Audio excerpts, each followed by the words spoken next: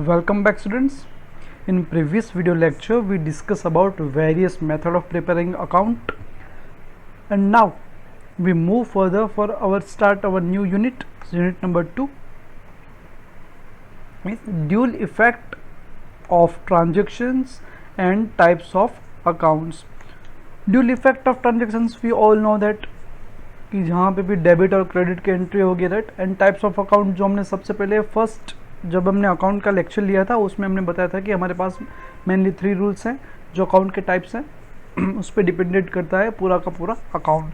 सो उसमें सबसे पहले मैं बता रखा है dual effect of transactions. We have to identify the meaning of transactions और business transactions. So business transactions की हम बात करेंगे तो उसमें क्या आएगा कि एक्सचेंज ऑफ प्रोडक्ट और service of business for cash और ऑन ए क्रेडिट बिटवीन 2 और मोर देन 2 पार्टीज और 2 पर्सनस. जब 2 पर्सन या तो फिर 2 या पार्टीज के बीच में कोई भी प्रोडक्ट्स क्या क्या होगा, एक्सचेंज होगा या फिर सर्विस का एक्सचेंज होगा, वो कैश में होगा या तो फिर क्रेडिट में होगा, उसे हम कहेंगे business transactions. So the first step for the preparation of account is the creation of transactions and it's identification. हमें यहाँ पे आइडेंटिफिकेशन करना रहता है कि ट्रांजेक्शन्स कैसा है. ठीक है, हमारे पास कैसा ट्रांजेक्शन्स है, कैश में है, नॉन कैश में, इट मीन्स क्रेडिट पे है, इकोनॉमिक है या तो फिर नॉन इकोनॉमिक है. हम सबसे पहले क्या करेंगे, ट्रांजेक्शन्स करेंगे. इट मीन्स ट्रांजेक्शन करेंगे मीन्स एक्सचेंज करेंगे प्रोडक्ट या तो फिर सर्विस का.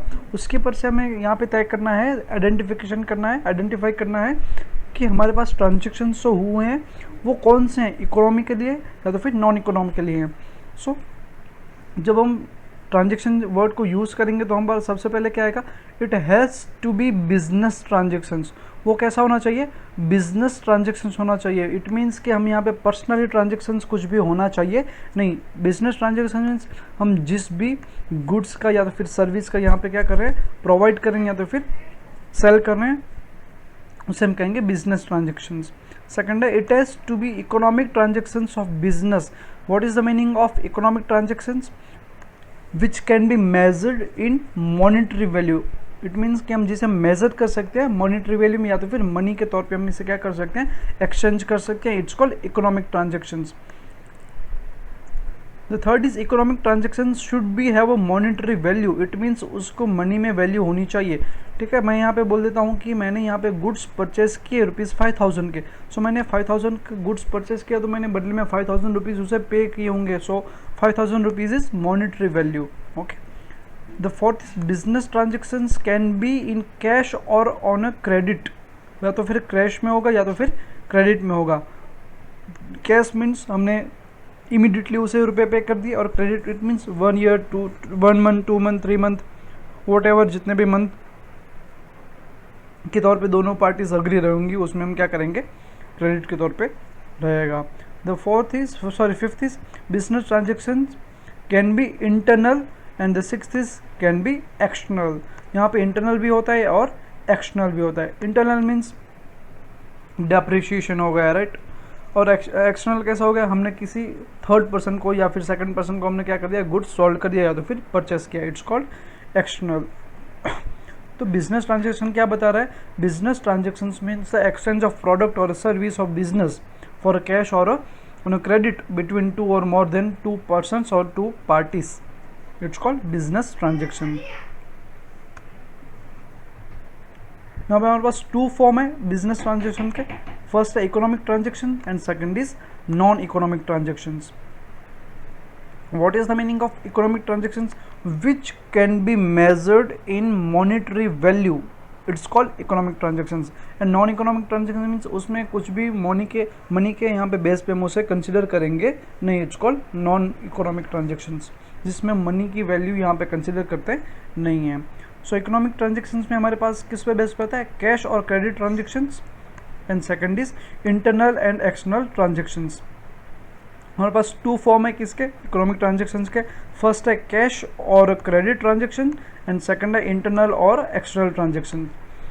कैश और क्रेडिट ट्रांजेक्शन में हमारे पास 3 फॉर्म होते हैं. सबसे पहले आता है कैश ट्रांजेक्शन, सेकंड आता है क्रेडिट ट्रांजेक्शन एंड थर्ड आता है अदर ट्रांजेक्शन्स. और वैसे बात करते हैं इंटरनल और एक्सटर्नल ट्रांजेक्शन्स की, उसमें आता है इंटरनल एंड सेकंड आता है एक्सटर्नल. हमारे पास जो भी यहाँ पास फॉर्म शो किए गए हैं internal and external, and the first में है कैश और क्रेडिट, उसके नेम पे ही हम क्या करते हैं आइडेंटिफिकेशन कर सकते हैं। इट्स कॉल्ड बिजनेस ट्रांजेक्शन कैसे हुए हैं। सबसे पहले बात करते हैं इकोनॉमिक ट्रांजेक्शन्स की। So only economic transactions of business are recorded in the book of business. हमने सबसे पहले लेक्चर में बात की थी कि जो भी हमारे पास बिजनेस में इकोनॉमिक ट्रांजेक्शन्स होंगे उसे ही रिकॉर्ड करेंगे, नॉन इकोनॉमिक ट्रांजेक्शन्स को यहाँ पे हम कंसिडर करेंगे नहीं। Those business transactions the value of which can be measured in money form और cash, and where the exchange of money in cash is to be made immediately or in a future, it's called economic transactions. Economic transactions means easily हम क्या बताते हैं कि जिसको हम monetary value में consider करेंगे, या तो फिर मेज़र कर सकते हैं मॉनेटरी वैल्यू में या तो फिर मनी में, ठीक है। It's called economic transaction. Suppose मैंने यहाँ पे बात करी, मैंने गुड सोल्ड किया ₹2000 का, यहाँ पे 2000 रुपीज़ जो आ गए वो मॉनेटरी वैल्यू आ गई, उसकी मनी वैल्यू आ गई। सो इसे हम कहेंगे इकोनॉमिक ट्रांजेक्शन्स।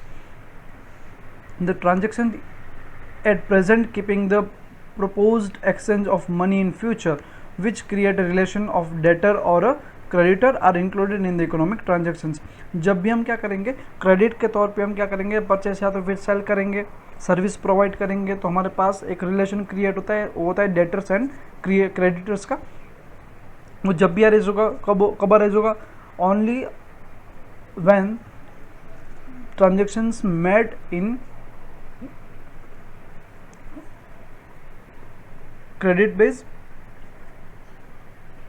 सो हम बता रखा है there are two important aspects of economic transactions. क्या बता रखा है, सबसे पहला exchange of cash for assets, goods और सर्विस। असेट्स मीन्स क्या, हमारे पास जो भी हम बिजनेस करें उसे रन करने के लिए हमें जो भी यहाँ पे हेल्पफुल रहती हैं, लाइक हमारे पास व्हीकल हो गया, मशीनरी हो गई, प्लांट हो गई, ठीक है। It's called assets and goods, जिसका हम क्या कर रहे हैं बिजनेस कर रहे हैं, it's called goods, and service जो हम प्रोवाइड करेंगे वो गुड्स एंड असेट्स को हम सोल्ड कर सकते हैं, सर्विस को क्या कर सकते हैं प्रोवाइड कर सकते हैं, राइट।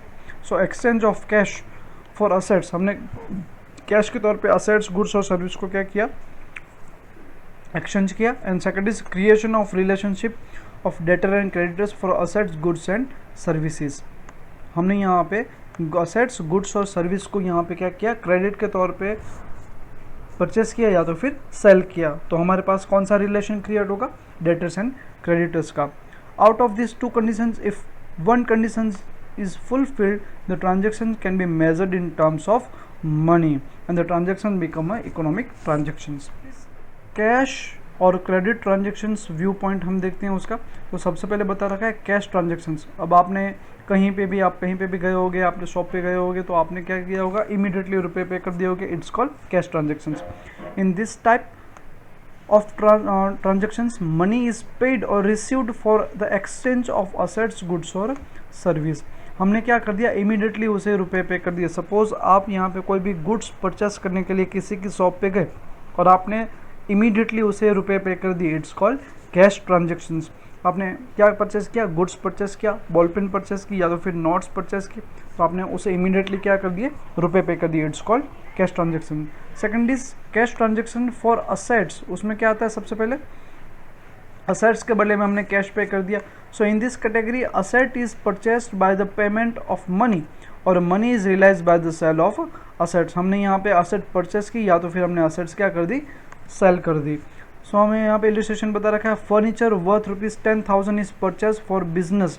हमने परचेस किया 10,000 का फर्नीचर, तो फर्नीचर हमारे लिए क्या हो गया असेट्स हो गए, क्योंकि हम फर्नीचर का यहाँ पे बिजनेस नहीं कर रहे हैं। क्या बता रखा है परचेस फॉर बिजनेस, हमने बिजनेस के लिए फर्नीचर परचेस किया तो फर्नीचर हमारे लिए क्या हो जाएगा असेट्स हो जाएगी। सो उसे हम कहेंगे कैश ट्रांजेक्शन फॉर असेट्स। वैसे ही बता रखा है कैश ट्रांजेक्शन फॉर गुड्स। हम यहाँ पे जिसका बिजनेस कर रहे हैं उसी का हमने क्या परचेस किया गुड्स परचेस किया। So goods is purchased in exchange of money और money is realised from sale of goods. हमने यहाँ पे क्या किया परचेस गुड्स किया, गुड्स का परचेस किया या तो फिर गुड्स को हमने क्या कर दिया सेल कर दिया। सो हमें क्या बता रखा है goods worth ₹50,000 is purchased in cash. हम जिसका बिजनेस कर रहे हैं वही गुड्स हमने परचेस किए ₹15,000 में। सपोज बात कर लेता हूँ कि मेरी स्टेशनरी की शॉप है तो मैंने 15,000 के बुक्स परचेस की, तो यहाँ पे मैं स्टेशनरी मेरी क्या होगी, बिजनेस होगी, जो मैं नॉर्मली जो बिजनेस रहता है वो. सो 15,000 is called cash transaction for goods. And the third is cash transaction for service. हम यहाँ पे सर्विस प्रोवाइड करें, लाइक टीचर हो गए, ठीक है, या तो फिर डॉक्टर हो गए, वो क्या करते हैं, सर्विस प्रोवाइड करते हैं. वैसे हम बिजनेस में आते हैं तो हम क्या पे करते हैं, सैलरी पे करते हैं, ठीक है, एम्प्लॉय को ब्रोकरेज पे करते हैं, ठीक है, हम कमीशन पे करते हैं, तो it's called service. So cash is paid for acquire service और cash and received for provide service. हम यहाँ पे सर्विस ले रहे हैं या तो फिर सर्विस दे रहे हैं, तो उसके बदले में हमें क्या होगा, रुपए पे करना रहेगा या तो फिर हमें अमाउंट मिलेगा, तो इट्स कॉल्ड क्या हो जाएगा, cash transaction for service. Like salary of ₹12,000 paid to employ, क्योंकि हमारी कंपनी है या तो फिर हमारी कोई भी बिजनेस है, उसमें एम्प्लॉय क्या करते हैं, अपना सर्विस पे करते हैं, हमें देते हैं, तो उसके बदले में हम क्या पे करेंगे, रुपीज़ पे करेंगे. तो 12,000 हमारे पास सैलरी हो गई, वो क्या हो गई, सर्विस होगी, तो उसके हम कहेंगे cash transaction for service. Next है हमारे पास ट्रांजेक्शन फॉर रिसीवेबल और पेएबल. अब हम बताएंगे कि any amount which is outstanding to pay for assets, goods और service acquired in the past is known as payable. हमने जो भी गुड्स या तो फिर असेट्स या तो फिर सर्विस जो पास्ट में ली थी, ठीक है, और वो उसका जो हमें अमाउंट था वो पे करने का क्या था, बाकी था, इट्स कॉल्ड आउटस्टैंडिंग. तो हम जो पे करेंगे it's called payable. This are paid in present, जिसे हम अभी पे करेंगे इट्स कॉल्ड पेएबल. और any amount which is outstanding to received, हमें क्या है, रिसीव करने की बाकी है, for assets, goods and service provide in the past it's called receivable.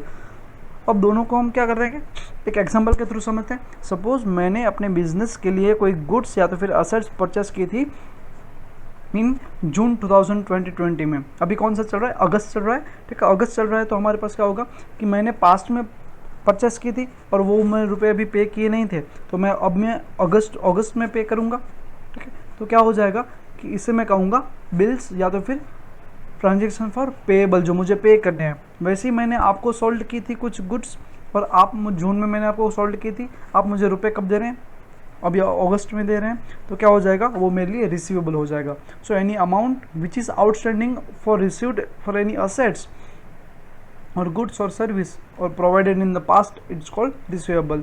And there this are received in present. हमने पास्ट में जो सर्विस दी थी या फिर गुड्स सोल्ड किया था या फिर परचेस किया था, उसे हमें अमाउंट पे करना या तो फिर रिसीव होगा, ठीक है, उसे हम कहेंगे बिल्स रिसीवेबल. और पेएबल, जो हमें पे करने के हैं उसे हम कहेंगे पेएबल, जो रिसीव करने के हैं उसे हम कहेंगे पेएबल. ओके,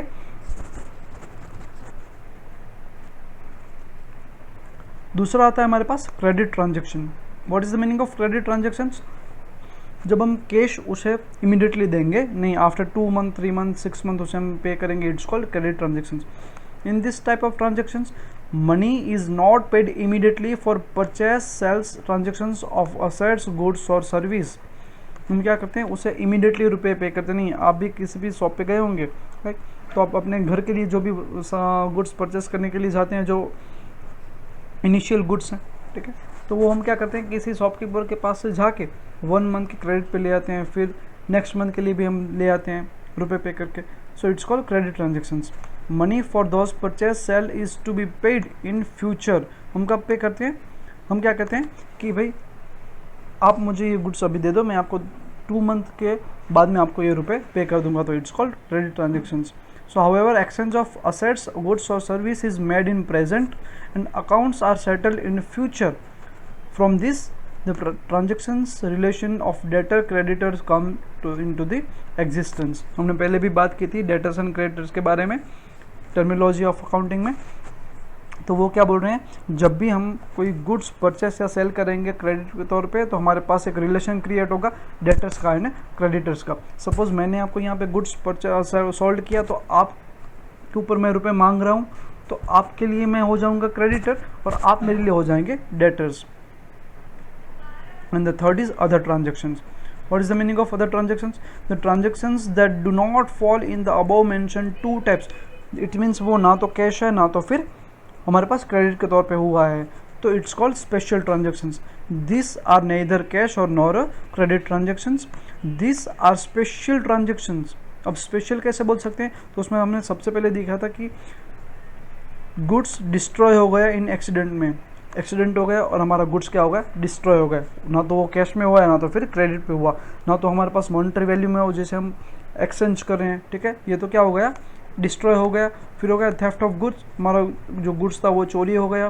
फिर है गुड्स गिवन फॉर डोनेशन, हमने डोनेशन के तौर पे क्या दिया, गुड्स को दे दिया। या तो फिर गुड्स गिवन फॉर एडवर्टाइजमेंट, हमने गुड्स को क्या कर दिया, एडवर्टाइजमेंट के तौर पे दे दिया। लाइक आपको पता होगा कि हम परचेस करते हैं कोई शैम्पू बड़ी सी बॉटल, तो हमारे पास पाउडर फ्री आता है, फेस वॉश फ्री आता है, इट्स कॉल्ड एडवर्टाइजमेंट। तो उसके बदले में हमें कुछ भी मॉनेटरी वैल्यू अराइज होती नहीं है, तो इसे हम कहेंगे अदर ट्रांजेक्शन, ना तो वो कैश के फॉर्म में है ना तो फिर क्रेडिट के फॉर्म में है। एंड असेट्स टर्न डिफेक्टिव और यूजलेस, हमारे पास जो भी मशीनरी थी वो क्या हो गई, यूजलेस हो गई, क्योंकि हमारे पास अभी नई मशीनरी वैल्यू आ गई है, तो इसे हम कहेंगे अदर ट्रांजेक्शन्स। ओके, नेक्स्ट है हमारे पास इंटरनल और एक्सटर्नल ट्रांजेक्शन्स व्यू पॉइंट के हिसाब से। तो सबसे पहले बता रखा है इंटरनल ट्रांजेक्शन्स।